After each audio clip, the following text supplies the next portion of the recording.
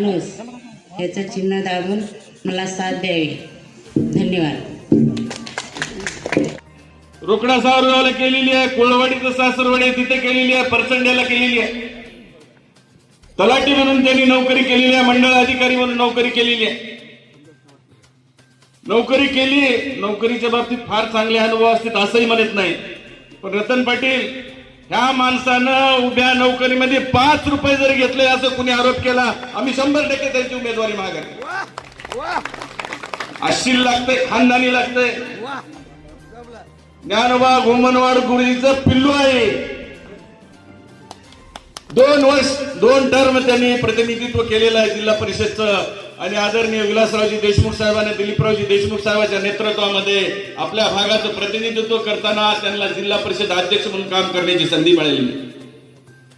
अत्यंत सज्जन आणि माळकरी घराणा आहे असा उमेदवार दिलेला आहे. त्यांनी रिटायर झाले. आता शासनानं विहित नियमाप्रमाणे 58 वर्षाचं, पण ते आम्हाला दिसून आलं की तरुण आहेत आणखी. त्यांना म्हणलं की आता प्रशासनाच्या माध्यमातून नाही, आता प्रशासन हाताखाली घ्यायचं आणि तुम्ही नेतृत्व करायचं, त्याच्यासाठी त्यांना उमेदवारी दिलेली आहे. आमच्या उमेदवार बघा, मीनाक्षीताई राजेंद्र कांबळे, ग्रामसेवक म्हणून त्यांचे पती आपल्या भागामध्ये काम करतात. आता तुमचे ग्रामपंचायतला, पंचायत समितीला कामं जेव्हा पडतात तर अश्विनरावला कुठं हुडकाव, त्याचा नंबर सापडत नाही. उद्या तिथल्या पंचायत समितीचा गडीवर गेला पाटलाच्या, तिथं उमेदवार कुठे हुडकावा. कामं पडणार आहेत आपल्याला, एखादी शिलाई मशीन घेण्यासाठी कामं पडणार आहेत, निधीच्या अनुदानासाठी, त्यावेळेस आपल्याला पडून राहते तो तहसील मधील. आता बहुतेक एप्रिलमध्ये कांबळे साहेब रिटायर, त्याच्यामुळे तुम्हाला कंटाळा येईपर्यंत तुमच्या घरापर्यंत येणारे उमेदवार तुम्हाला दिलेले.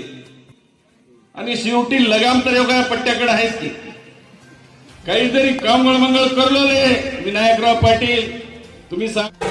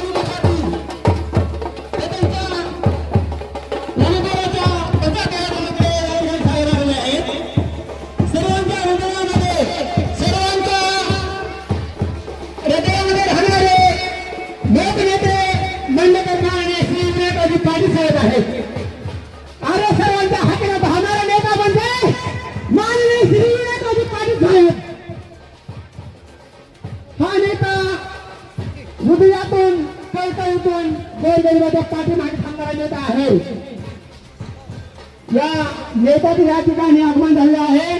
आपण सर्वांनी बसण्याची भरपूर अशी व्यवस्था या ठिकाणी केलेली आहे, तर आपण सर्वांनी या ठिकाणी बसून घ्यायचे आहे. या पुढे या सर्वांनी आजूबाजूला थांबलेल्या सर्व नागरिकांना विनंती आहे की आपण या ठिकाणी बसून घ्यायचं आहे.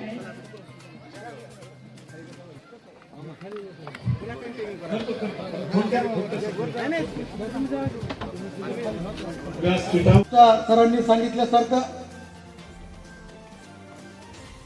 रोकडा सावरगाव हे मतदारसंघ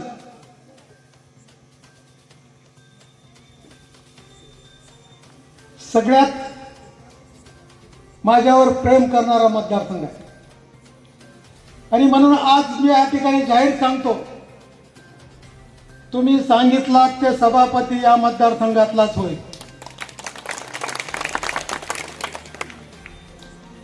सांगा पुढच्यानी की सभापती तुमचा कोण होणार आहे.